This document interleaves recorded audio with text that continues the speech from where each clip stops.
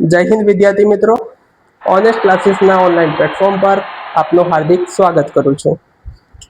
મિત્રો, જેવી રીતે તમે જાણો છો કે આપણે ગુજરાતી વ્યાકરણ માટેની વ્યાકરણ સિરીઝ શરૂ કરેલી છે, જેના અંતર્ગત આપણે ધ્વનિ શ્રેણી શરૂ કરી હતી, જેનો પાર્ટ 1 આપણે જોઈ ચૂક્યા છે. હવે આગળ એનો બીજો પાર્ટ છે, જેનું નામ શું છે? જોડાક્ષરો. અહીં જોડાક્ષર છે. જોડાક્ષર એટલે સ્વરની મદદ વગર વ્યંજન સાથે વ્યંજન જોડાય, એને આપણે શું કહીશું? જોડાક્ષર. મિત્રો, જાણવાની વાત એ છે કે જ્યારે જોડાક્ષર છે તો જોડાક્ષરના બીજા બે નામ છે. એક તો નામ કયું છે? સંયુક્તાક્ષર, કે એની અંદર બે વ્યંજનો સાથે જોડાય છે, સંયુક્ત દેખાય છે, એટલા માટે શું છે આપણું સંયુક્તાક્ષર. અને બીજું કયું છે? યુક્તાક્ષર. આ જોડાક્ષરના શું છે? નામ છે. ઓકે, હવે આગળ બીજી વાત કરીએ કે જોડાક્ષર લખવાની પદ્ધતિઓ. તો અહીંયા આપણને 5 પદ્ધતિ જોવા મળે છે. એક તો પદ્ધતિ એ છે કે ભાઈ વર્ણ દંત દૂર કરવો, કે જેવી રીતે અમુક વર્ણ હોય છે જેની સાથે દંત હોય છે. દાખલા તરીકે અહીંયા ન છે, ન ની સાથે એક શું છે? એનો દંત છે, તો એ આપણે દૂર કરીએ તો આમ જેવી રીતે તમે જોઈ શકો છો, અન્ન. અન્નની સાથે જે ન અડધો કે વર્ણ દંત દૂર કરી દીધો. એમ જ અહીંયા ખ ની સાથે એક શું આવે છે? એનો વર્ણ દંત હોય છે. એ દંત, એ લાઈનને આપણે શું કરી? દૂર કરી દીધી. અને શું થઈ ગયું? આપણું મુખ્ય માટેનું ખ અડધો થઈ ગયો. એ રીતે વર્ણ દંત દૂર કરીને આપણે એમને જોડાક્ષર લખી શકાય. બીજો છે વર્ણોને એકબીજા સાથે શું કરવાનો? અડકાડીને મૂકવાનો. હવે એવા વર્ણ જેની સાથે વર્ણ દંત જ નથી, એવા માટે અહીંયા શું છે? એમને આપણે શું એકબીજા જોડે અડકાડી દઈએ. દાખલા તરીકે અહીંયા જોઈ લો, જ એકબીજા જોડે શું કરીએ? અડકાઈ દીધા. જેનું ઉચ્ચારણ કેવું રહે છે? ઉજ્જડ. તો જ અડધો, જ આખો. ક્ય વાક્ય, વાક્યની અંદર ક અડધો, ય અડધો, એ આપણે જોઈ શકીએ છીએ. એમાં આવી જાય ત્રીજી મેથડ. એ કઈ છે? આપણું વર્ણને બેવડાવીને લખવું, એટલે કે એકબીજા પર ચડાઈને લખવું. દાખલા તરીકે આપણે ટ જોતા હશો, ભટ્ટ, તો ભટ્ટ માટે આવી રીતે લખાય. ઘટ્ટ, તો ટ એકબીજાની ઉપર શું કરી લીધા? લખી દીધા.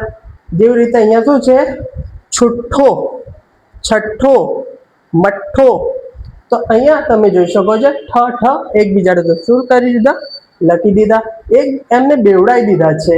જેવી રીતે અહીંયા ઉડ્ડયન, ઓડિયન, આમ જે હવાઈ જહાજ હોય છે એમને પણ શું કહીએ છીએ? આપણે ઉડ્ડયન જ કહીએ છીએ. તો અહીંયા જે ડ છે, ડ બે વાર બેવડાઈ ગયું છે. અહીંયા શું છે? ઉદ્દેશ્ય, તો દ અહીંયા શું છે? બે વાર બેવડાઈ ગયું છે. એમ અહીંયા આપણે કઈ જોઈએ? 3 પદ્ધતિ જોઈ. ચોથી કઈ છે? વર્ણને હલંત લખવો. વર્ણને હલંત લખવું. હલંત એટલે શું? મિત્રો, તમે અહીંયા જોઈ શકો છો કે ભાઈ અહીંયા જે મેં જ લખી, જ ની નીચે એક ક્રોસ લાઈન કરેલી છે, એને આપણે શું કહીશું? હલંત કર્યું છે. એટલે કે અમુક જગ્યાએ તમે આ રીતે પણ લખી શકો છો એમને. ઠીક છે? આ આપણી જોડાક્ષર લખવાની કેવી છે? પદ્ધતિ છે. ઓકે, ખ્યાલ આવી ગયો? તો વિદ્યાર્થી મિત્રો, જેમ કે આપણે વાત કરી જોડાક્ષર લખવાની પદ્ધતિઓ કેટલી હતી? 5 હતી, જેમાંથી આપણે ઓલરેડી 4 વિશે જાણકારી મેળવી ચૂક્યા છે. હવે 5મી પદ્ધતિ છે, જેની અંદર શું થાય છે? એની મૂળ આકૃતિ બદલાઈ જાય છે. જેમ કે અહીંયા લખ્યું છે ક્ષ. ક્ષ જેવી રીતે આવે છે ને, ક્ષમા, જેમ આવે છે આપણું શું છે? અહીંયા ક્ષ.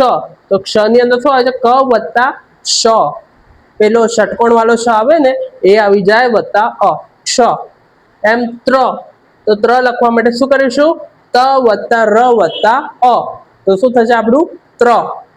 અહીંયા છે સ્વ, જેને શ્વાસ, શ્વાસ કહીએ તો એને જો સ્વ હોય છે, એ જ સ્વ અહીંયા છે.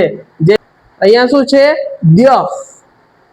તો દ્ય લખવા માટે શું કર્યું છે આપણે? દ વત્તા ય વત્તા અ, તો અહીંયા શું છે આપણું? દ્ય. તો દ્ય ની અંદર પણ એવું જ કરીએ કે એમાં શું થાય છે? એટલી વાત છે, આપણે દ ને લાગતા જેટલા પણ જોડાક્ષર કરીશું એમ દ કેવું કરશું? આપણે હિન્દી વાળું કરીશું, કે જેને આપણે હિન્દી વાળું દ કર્યું એના પછી આપણે શું કરીશું? ય. તો શું થયું? દ્ય. ખ્યાલ આવી ગયું? એવું જ શું છે અહીંયા? શ. તો શ અડધો, એની આપણે દંત સાઈડ વાળી હટાવી દીધી. થઈ ગયું. પછી શું છે આપણું ધ, જેની અંદર આવે છે ને પદાર્થ, પદ્ધતિ, બુદ્ધ. તો એવામાં શું થાય છે, દ વત્તા ધ જોડાઈ જાય છે. એમાં લખવા માટે કેમ કરીશું આપણે, દ નું જોડાક્ષર છે એટલે પહેલા કયું આપણું હિન્દી વાળું દ બનાવીએ, એના પછી શું કરીએ આપણે ધ બનાવી દઈએ. તો શું થઈ ગયું આપણું બુદ્ધમાં આવી જાય છે, એ જ છે. પછી શું છે દ્વ, દ્વારા, દ્વારકા. તો દ્વારકા લખીએ તો એમાં જે દ્વ લખીએ તો એ પણ કેવું છે, એમ જ આવશે કે જેમાં આપણે શું કરીશું, પહેલા હિન્દી વાળું દ અને પછી નીચે શું કરીશું, વ ને જોઈન્ટ કરી દઈશું. દ્વ. અહીંયા શું છે હન. તો હન ની અંદર આપણે અહીંયા એક પદ્ધતિ જોઈ, તો હલંત લગાવવો. એમાં આપણે એ જ કરી દઈએ કે એની જોડે જે હલંત છે એ લગાવી દઈએ, હની ઉપર હલંત લગાવી દઈએ તો થઈ જશે આપણું. ઠીક છે. હલ. તો એમાં પણ સેમ જ છે. શું છે ય. તો એમાં શું કર્યું આપણું, હ વત્તા ય. તો અહીંયા હ બનાવ્યું મેં અને પછી એનાથી યને શું કર્યું, કન્ટિન્યુમાં રાખ્યું. પછી છે આપણું કયું સ્ત્ર.